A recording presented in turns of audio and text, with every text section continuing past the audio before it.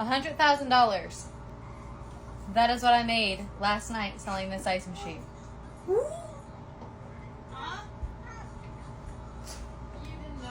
Anyways, that was in my dream, so now I'm gonna make. Come join me and make an iced coffee with me. I already have. It was a really good dream while it lasted. But I do use this ice machine every single day. And this is like the hospital Sonic Ice. Makes the perfect iced coffee. So if you're an iced coffee drinker, you definitely need to snag it up. I use 2 tablespoons, but you're supposed to use teaspoons, but I need the energy.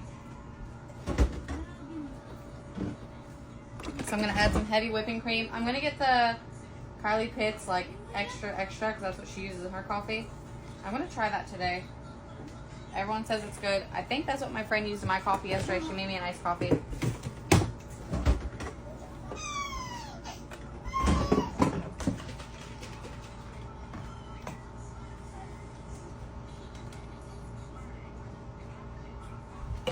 And I use this creamer.